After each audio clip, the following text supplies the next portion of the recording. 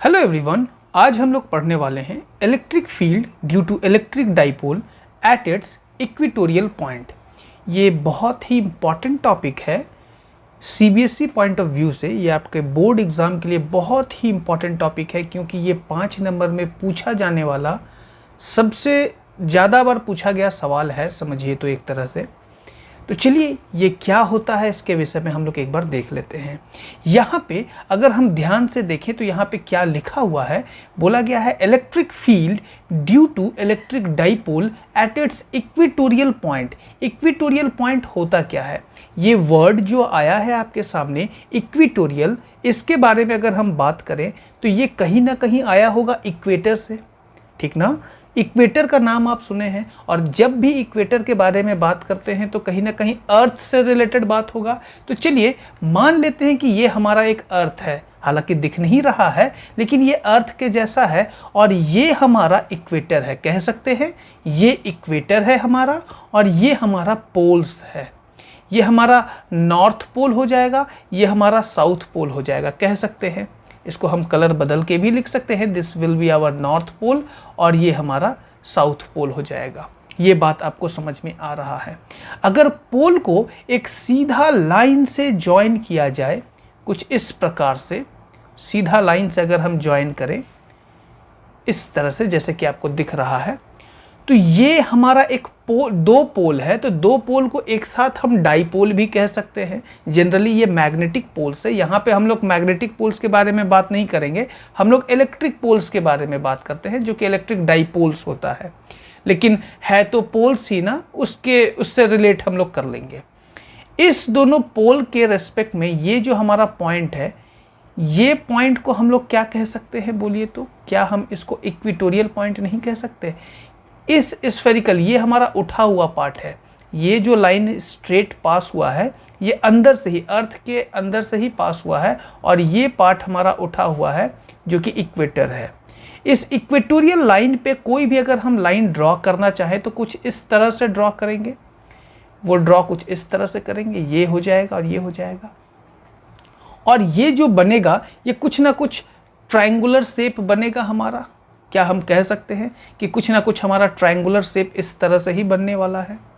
अगर ये बात मतलब कि इसका पोजीशन कहीं ना कहीं इस जगह पे ही है, तो चलिए हम लोग एक बार देख लेते हैं।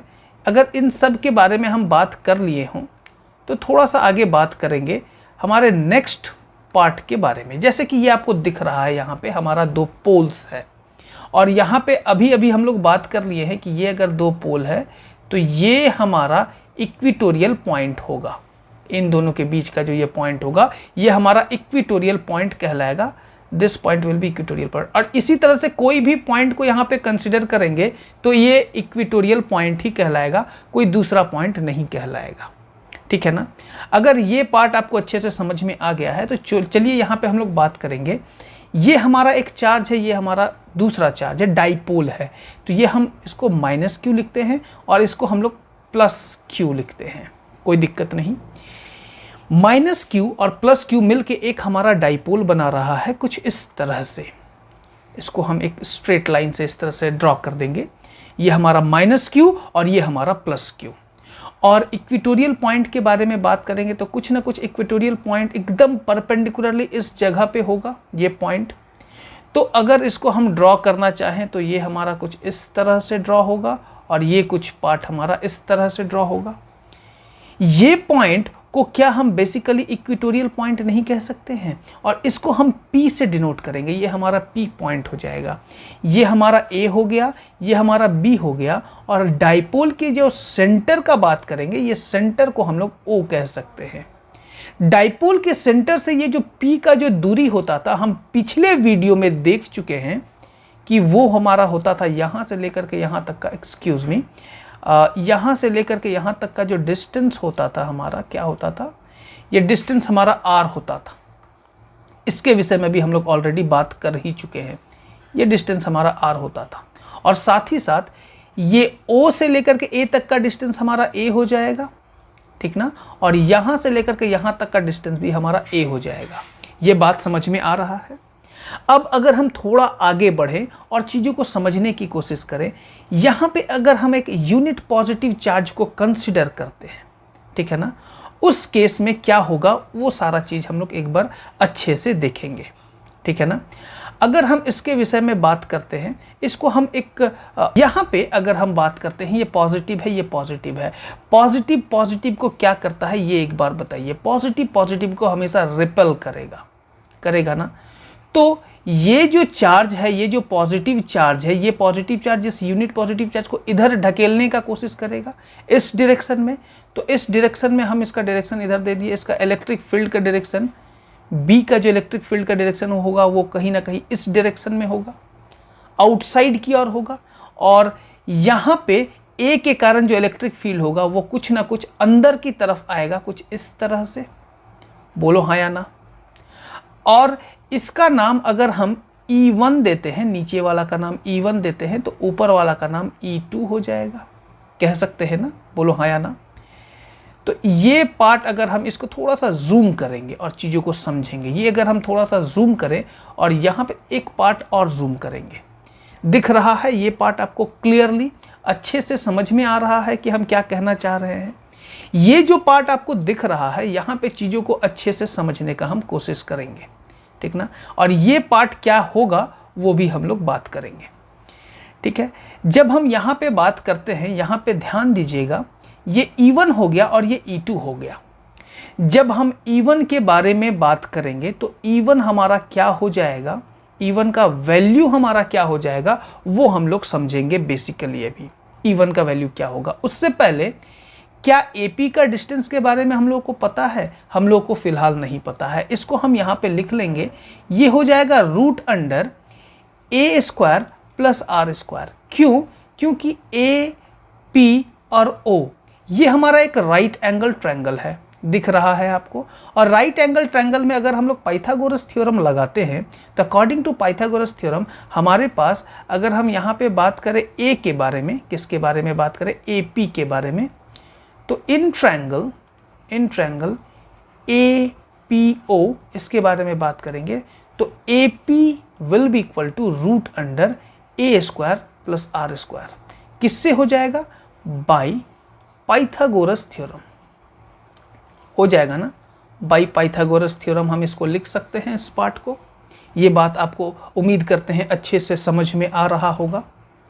अब अगर ये पार्ट अच्छे से समझ में आ गया, पाइथागोरस थ्योरम, ठीक है, ये हम यहाँ पे लिख दिए। अब अगर ये पार्ट अच्छे से समझ में आ गया कि पाइथागोरस थ्योरम से अगर हमारा AP का वैल्यू ये आ रहा है, सिमिलरली BP विल बी, ये B से लेकर के P तक का डिस्टेंस भी वही हो जाएगा, सिमिलरली करके भी लिख सकते हैं। बोलो हाँ या ना। ये भी तो लिखा जा सकता है ना, similarly BP is equal to √A² plus R²। Same ही डिस्टेंस है, कोई दिक्कत वाली बात नहीं है। लेकिन यहाँ पे अभी कुछ और मज़ेदार बात होने वाला है जो कि हम अभी बात करेंगे। ये अगर हम एंगल के बारे में बात करें तो ये एंगल हमारा थीटा होगा। अगर ये एंगल थीटा होगा तो इस डायरेक्शन में हम एक लाइन इस तरह से ड्रॉ करना पसंद करेंगे, कुछ इस तरह से। ये हमारा कुछ इस तरह से हम एक एरो ड्रॉ करेंगे। अगर ये थीटा है तो हमारा ये पार्ट भी थीटा हो जाएगा। बोलो हाँ या ना। ये पार्ट भी थीटा हो जाएगा और ये भी हमारा थीटा हो जाएगा, ओवरऑल 2 थीटा आएगा। अगर ये E1 है, इस E1 को हम 2 कंपोनेंट में तोड़ना पसंद करेंगे, ठीक ना। E1 को 2 कंपोनेंट में तोड़ेंगे। एक तो इस डायरेक्शन में जाएगा ये कंपोनेंट, एक तो E1 को इस डायरेक्शन में हम भेज सकते हैं, ये एक कंपोनेंट होगा, और एक कंपोनेंट नीचे की ओर आएगा, ठीक है ना। ये नीचे की ओर आएगा जो इस डायरेक्शन में जा रहा है। क्या इसे हम E1 cos थीटा नहीं कह सकते? E1 cos theta. और ये जो नीचे की ओर आ रहा है इसको हम E1 sin थीटा कह सकते हैं। अब बहुत कोई के दिमाग में ये बात आएगा कि सर कैसे लिख सकते हैं? E1 को हम 2 कंपोनेंट्स में तोड़ दिए हैं। अगर हम इसको इस जगह पे समझने का कोशिश करें तो अगर हमारे पास 2 परपेंडिकुलर कंपोनेंट्स इस तरह से है, ठीक है ना, और यहाँ पे बीच से कोई एक दूसरा कंपोनेंट पार हुआ है, मेकिंग एन एंगल थीटा और इसका वैल्यू r है, तो ये पार्ट हमारा r cos थीटा हो जाता है जिसके साथ थीटा लगा हुआ है, और ये पार्ट हमारा r sin थीटा होता है। ये कॉन्सेप्ट हम लोग क्लास 11th में ऑलरेडी पढ़ चुके हैं। अगर ये बात आपको अच्छे से समझ में आ रहा है तो ये क्लियर होगा, तो इसको हम अभी हटा देते हैं। अगर समझ में नहीं आया तो एक बार ठीक से देख लीजिए कि कैसे ये r cos थीटा और ये r sin थीटा होगा। ठीक है, ये कंपोनेंट को अगर हम चलो कंपेयर कर लेते हैं एक बार। अगर हम इसको कंपेयर करते हैं r cos थीटा और r sin थीटा के बारे में, तो यहाँ पे देखो r के जगह पे E1 है, ठीक ना, और जहाँ पे थीटा है, थीटा के साथ हम E1 cos थीटा ऑलरेडी लिख चुके हैं ना। तो यहाँ पे r cos थीटा है तो यहाँ E1 cos थीटा है, जहाँ पे थीटा नहीं है वहाँ E1 sin थीटा है, यहाँ पे r sin थीटा है। तो इसका मतलब ये पार्ट इसके साथ अच्छे से मतलब कि मिल रहा है। ये हम जो लिखे हैं ये बिल्कुल सही लिखा गया है। फिर जैसे E1 को हम कंपोनेंट में तोड़े हैं, उसी तरह से E2 को भी कंपोनेंट में तोड़ सकते हैं। बोलो हाँ या ना। अगर E2 को भी कंपोनेंट में तोड़ सकते हैं तो चलो अच्छे से तोड़ के देखते हैं कि क्या हम सही में E2 को कंपोनेंट में तोड़ सकते हैं या नहीं। अगर हम यहाँ पे E2 को कंपोनेंट में तोड़ने के बारे में बात करेंगे तो चलो देखते हैं कि E2 को कैसे कंपोनेंट में तोड़ा जाएगा। अब यहाँ पे E2 को कंपोनेंट में तोड़ने के लिए हम एक दूसरा कलर का यूज करेंगे, व्हाइट कलर का यूज करेंगे। E2 देखो एक तो ऊपर की ओर ऐसे जाएगा, ठीक ना, ये हमारा E2 है, ये हमारा E2 है, ये समझ रहे हैं, ये पार्ट हमारा E2 हो जाएगा, ठीक ना। तो इसको हम ठीक से बना देंगे, ये हमारा E2 है, दिस इज E2, और यहाँ पे एक कंपोनेंट जाएगा और साथ ही साथ एक कंपोनेंट इस डायरेक्शन में भी जाएगा, ठीक है। ये पीला वाला पार्ट E1 cos थीटा था, तो यहाँ पे सफ़ेद वाला पार्ट जो हो जाएगा, क्या ये E2 cos थीटा नहीं हो जाएगा? और ऊपर वाला जो कंपोनेंट हो जाएगा ये भी हमारा E2 sin थीटा हो जाएगा। उम्मीद करते हैं ये जो कंपोनेंट में तोड़ा गया है ये अच्छे से समझ में आ गया होगा। अगर ये पार्ट अच्छे से समझ में आ गया है तो चलो फिर से एक बार हम इसको रिवाइज करते हैं और समझने का कोशिश करते हैं। फर्स्ट टाइम हम देखे थे ये हमारा नेगेटिव चार्ज था और यहाँ पे यूनिट पॉजिटिव चार्ज था। तो नेगेटिव चार्ज पॉजिटिव चार्ज को अपने तरफ खींचेगा, इसीलिए एरो का डायरेक्शन इधर आया। ये पॉजिटिव है, ये भी पॉजिटिव है, ये एक दूसरे को रिपेल करेगा, इसीलिए हम इसका डायरेक्शन इस डायरेक्शन में कर दिए। अब इसके बाद क्या आता है, ये जो एंगल बना हुआ है, दिस एंगल इज थीटा। ये अगर थीटा होगा तो ये भी थीटा होगा, ज्योमेट्रिकली ये भी हमारा थीटा आ जाएगा। जब ये भी थीटा आ गया तो हम क्या करते हैं, ये E1 को कंपोनेंट में तोड़ लेते हैं। E1 को दो कंपोनेंट में तोड़ेंगे, एक E1 cos थीटा और E1 sin थीटा। जब कंपोनेंट में तोड़ेंगे तो हमारा E1 का कोई भी अस्तित्व नहीं रह जाएगा, E1 विल नॉट एग्जिस्ट।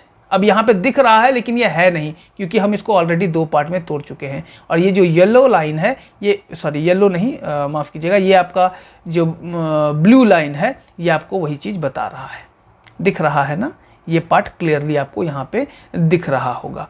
अब उसी प्रकार हम यहाँ पे जो व्हाइट पार्ट से जो ड्रॉ किए हैं, ये जो आपको दिख रहा है, E2 को हम दो कंपोनेंट में तोड़े हैं with white colour, E2 sin theta and E2 cos theta. Overall अब हम आगे एक काम हम सॉल्व करेंगे। अब तो पहले E1 का मैग्नीट्यूड निकालना हम पसंद करेंगे कि E1 का मैग्नीट्यूड हमारा आएगा कितना। अगर हम E1 के मैग्नीट्यूड के बारे में बात करते हैं तो E1 विल भी हो जाएगा हमारा, E1 किसके कारण है, इसके कारण है, तो सिर्फ मैग्नीट्यूड निकाल रहे हैं तो माइनस साइन हम कंसिडर नहीं करेंगे, सिर्फ Q लिखते हैं, divided by 4 pi epsilon not. यहाँ पे AP का होल स्क्वायर हम लिख सकते हैं, AP का होल स्क्वायर, और इसी पार्ट को आगे लिखेंगे Q divided by 4 pi epsilon not. AP का होल स्क्वायर, यहाँ पे AP का वैल्यू दिख रहा है आपको, इसका अगर हम होल स्क्वायर कर दें तो क्या ये हमारा A square plus R square simply नहीं आ जाएगा? क्या आ जाएगा ना, ये हमारा E1 निकल गया। सिमिलरली हम E2 के बारे में बात करेंगे, सिर्फ मैग्नीट्यूड, नथिंग एल्स, ठीक ना। तो Q divided by 4 pi epsilon not, AP के जगह पे हम लिख सकते हैं BP, ठीक है, होल स्क्वायर हो जाएगा। ठीक उसी प्रकार यहाँ पे देखो B है और ये P है, ठीक ना। तो हमको E2 का मैग्नेटिक फील्ड निकालना है at point P, this is the equatorial point. अब इसका वैल्यू हो जाएगा सिमिलरली उतना ही, Q divided by 4 pi epsilon naught, क्योंकि बीपी का भी हमारा वही वैल्यू है, दिख रहा है, तो इसको हम लोग लिख सकते हैं A square plus R square within bracket. हमारा E1 E2 आ गया, और from the above result we can say E1 magnitude is equal to E2 magnitude. दोनों का मैग्नीट्यूड अगर सेम है देन हम लिख सकते हैं E1 sine theta and E2 sine theta will cancel each other, will cancel each other। बोलिए हाँ या ना, क्या ये एक दूसरे को कैंसिल करेगा? दिख रहा है E1 साइन थीटा नीचे की तरफ आ रहा है, दिख रहा होगा। इसको हम कुछ इस तरह से भी दिखाने का कोशिश करेंगे, ये E1 साइन थीटा और ये आपका E2 साइन थीटा। क्लियर ना? E1 sine theta, E2 sine theta आपस में एक दूसरे को कैंसिल करेगा। क्यों करेगा? क्योंकि थीटा तो दोनों के लिए सेम है, और E1 जो है और E2 जो है उन दोनों का मैग्नीट्यूड सेम है। अगर दोनों का मैग्नीट्यूड सेम हो जाए और E1 साइन थीटा लिखे और E2 साइन थीटा लिखे, दोनों का डायरेक्शन अपोजिट हो, क्या वो एक दूसरे को कैंसिल नहीं करेगा? कैंसिल करेगा ना। तो अगर E1 E2 एक दूसरे को कैंसिल कर रहा है तो क्या हम कह नहीं सकते E1 E2 का जो नेट हमारा जो इलेक्ट्रिक फील्ड होगा वो E1 cos theta plus E2 cos theta हो जाएगा? कह सकते हैं कि नहीं? अब एक और बात, E1 is equal to E2 is equal to simply E लिखते हैं ना, ये हमारे पास एक अच्छा पार्ट रहेगा, इसको समझने के लिए हम सिंपली E लिखते हैं। अब नेक्स्ट पेज में हम आगे बढ़ें। अगर हम नेक्स्ट पेज के बारे में बात करेंगे, ये सारा चीज़ तो हम समझ लिए अच्छे से। अब नेक्स्ट पेज के बारे में अगर हम बात करते हैं तो नेक्स्ट पेज में हम लोग लिखेंगे net electric field. Net electric field क्या होगा इसको समझना है हम लोगों को। Net electric field E equatorial ही निकलेगा, बोलो हाँ या ना। E equatorial which is equal to E net हम कह सकते हैं, is equal to E1 cos theta plus E2 cos theta. यहां से देखिए नेट तो इसी डायरेक्शन में आ रहा है, E1 कॉस थीटा और E2 कॉस थीटा के फॉर्म में दिख रहा होगा ये पार्ट। और आगे अगर हम बढ़ें, E1 कॉस थीटा और E2 कॉस थीटा को सम अगर करें, E1 और E2 तो आपस में इक्वल है, यहां से देखे थे E1 और E2 क्या था, आपस में इक्वल था। इक्वल होने के कारण E1 के जगह पे भी E लिख देते हैं कॉस थीटा और E2 के जगह पे भी E लिख देते हैं कॉस थीटा। ये बात तो समझ में आ रहा होगा क्योंकि E1 E2 आपस में इक्वल है, जिसको हम E मान चुके हैं ऑलरेडी। तो इसको हम लोग 2E कॉस थीटा भी कह सकते हैं। अगर इसको 2E कॉस थीटा कहते हैं और हमारे पास E का क्या कोई वैल्यू है, देखो E1 E2 का तो इक्वल वैल्यू आया है, ये हमारा E का वैल्यू है, ये दोनों तो E का ही वैल्यू है ना। इसको आप फाइनली ऐसे भी लिख सकते हैं Q divided by 4 pi epsilon not A square plus R square. ठीक ना, यहाँ पे हो सके तो आपको दिखे नहीं, इसको हम मिटा देते हैं, इसको हम यहीं पे लिखेंगे, वो ज़्यादा बेटर रहेगा। उम्मीद करते हैं ये पार्ट आपको अच्छे से समझ में आ रहा होगा। ठीक ना, ये पार्ट, कुछ पार्ट तो यहाँ पे छुप ही गया है ऑलरेडी, हम ध्यान नहीं दिए थे, जिसको आप ईच अदर वाले पार्ट यहाँ पे हम थोड़ा अपने आप को छोटा कर लेते हैं साइज में, तो आपको हर एक चीज़ क्लियरली दिख सके। आपको दिखना इम्पॉर्टेंट है, ठीक ना, हमारा बड़ा रहना इम्पॉर्टेंट नहीं है, आपको दिखना इम्पॉर्टेंट है। चलो यहाँ पे हम आगे बात करेंगे, ठीक है ना। ये अगर समझ में आ गया तो यहाँ से हम आगे बढ़ते हैं।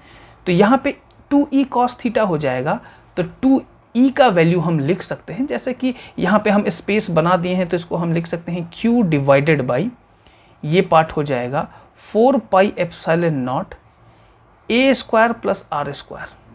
इसको लिख सकते हैं, ये दोनों का वैल्यू सेम ही होगा, बोलो हाँ या ना। ये दोनों वैल्यू तो सेम होगा ना, ये पार्ट आपको दिख रहा होगा नहीं, ये दोनों वैल्यू सेम है। अगर ये दोनों वैल्यू आपको समझ में आ गया कि ये दोनों वैल्यू सेम है और इसका वैल्यू हम ये लिख दिए हैं, तो नेक्स्ट आगे बढ़ेंगे तो 2E के जगह पे लिखेंगे Q divided by 4 pi epsilon not A square plus R square. ये पार्ट हम यहाँ पे लिख दिए ताकि आपको अच्छे से समझ में आए। E का वैल्यू हम लिख दिए। अब कॉस थीटा का वैल्यू क्या होगा, चलो कॉस थीटा का वैल्यू भी निकाल लेते हैं। अगर हम कॉस थीटा के बारे में बात करते हैं, this is theta, cos theta हमारा क्या हो जाएगा, बेस बाई हाइपोटेन्यूज कह सकते हैं ना। कॉस थीटा हमारा बेसिकली अगर हम यहाँ पे फॉर्मूला लिखें, cos theta is nothing but base by hypotenuse. हम किस ट्रायंगल के बारे में बात करें? एपीओ के बारे में बात करेंगे। तो एपीओ में बेस हमारा क्या है? ए नहीं है क्या? बेस को हम ए लिख सकते हैं, बोलो हाँ या ना। और हाइपोटेन्यूज हमारा root under A square plus R square है, इसको हम root under A square plus R square भी लिख सकते हैं। तो ओवरऑल अगर हम देखें, ये हमारा कॉस थीटा का वैल्यू आ गया, बोलो हाँ या ना। अगर ये कॉस थीटा का वैल्यू आ गया है तो इस कॉस थीटा का वैल्यू को हम फर्दर उधर यूज भी करेंगे, ठीक है ना। यहाँ पे अगर हम इसको यूज करना चाहें तो कॉस थीटा के जगह पे हम यहाँ पुट कर सकते हैं a divided by root under A square plus R square. चलो इस पार्ट को थोड़ा सा फर्दर हम यहाँ से सॉल्व करेंगे। इस जगह पे तो जान रहे हैं कि यहाँ पे हम बैठे हुए हैं तो थोड़ा सा दिक्कत ना हो, इसीलिए हम इसको यहाँ पे सॉल्व करेंगे। दिस इज ए, यहाँ पे कंफ्यूज नहीं करना है, ये हमारा ए है तो इस ए को हम बहुत ही क्लियरली ए लिखेंगे यहाँ पे, ठीक ना। तो इसको कंफ्यूज नहीं करना है। तो q into 2a whole divided by 4 pi epsilon naught A square plus R square, और साथ ही साथ A square plus R square का जो रूट अंडर है इसको हम लिख सकते हैं A square plus R square का पावर हाफ, ठीक है ना। इसको फर्दर इक्वल करके हम लिखेंगे यहाँ पे, इसको हम यहीं पे लिखते हैं देयरफॉर करके। Therefore E equal to E net का जो वैल्यू आएगा will be equal to Q into 2a के हम क्या लिख सकते हैं? Q into 2a dipole moment p हो जाएगा हमारा। q into 2a will be our p। ये क्लियरली समझ में आ रहा है? p लिख दिए। डाइपोल मोमेंट यहाँ पे आप सिंस करके लिख भी सकते हैं, since p is equal to q into 2a, ये हम जानते हैं।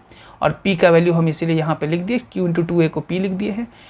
4 पाई एप्सिलॉन नॉट, ठीक है ना, a square plus R square का पावर यहाँ पे 3/2 लिखेंगे। उम्मीद करते हैं ये वाला जो वैल्यू है ये आपको अच्छे से समझ में आ गया होगा, ठीक है।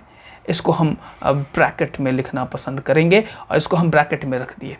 ये हमारा जो वैल्यू आया है ये electric field due to equatorial point आया है, मतलब कि electric field due to electric dipole at its equatorial point. कौन से पॉइंट पे? इक्वेटोरियल पॉइंट पे आया है। इसको हम लिख सकते हैं electric field due to equatorial point. इसको इस जगह पे हम लिखेंगे, इधर लिखेंगे electric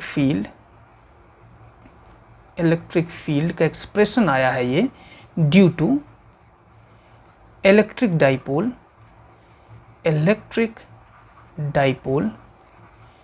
eight its equatorial point.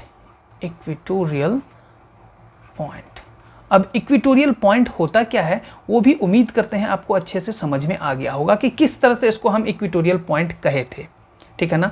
तो इसको अगर हम थोड़ा सा बैक जाना चाहेंगे तो उम्मीद करते हैं ये पार्ट आपको आराम से क्लियर हो गया होगा कि इसको किस तरह से ये सारा पार्ट को लिखा गया था, ठीक है ना।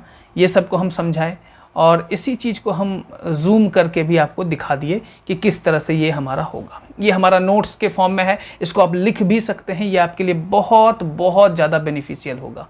और ये पार्ट अगर आपको अच्छे से समझ में आ गया है तो इसको आप अपने कॉपी में लिख लीजिए। अब कुछ स्पेशल केसेस के बारे में बात करेंगे, ठीक है ना।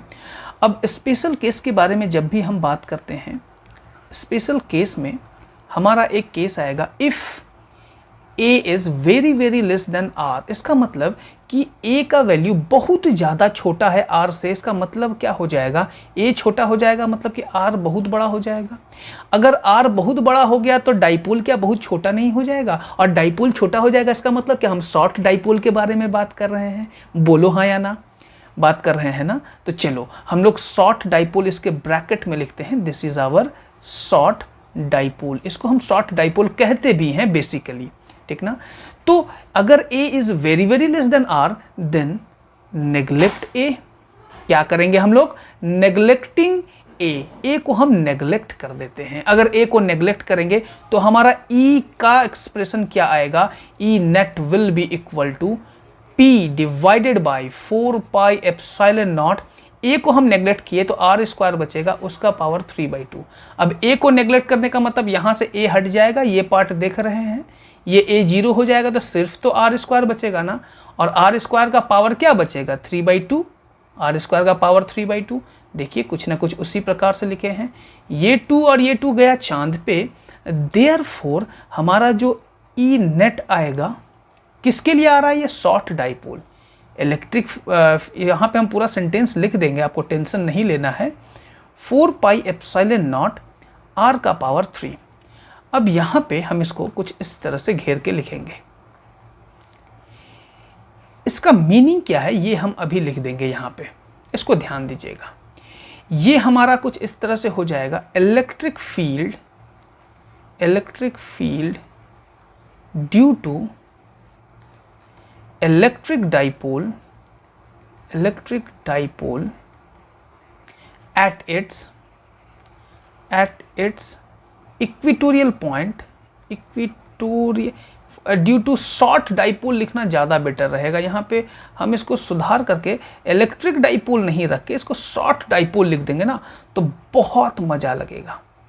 Due to short dipole at its equatorial point, ठीक है ना। और ये कंप्लीट डेरिवेशन हो गया, ये शॉर्ट डाइपोल के लिए निकला है, बस इस बात का ध्यान रखना है आपको।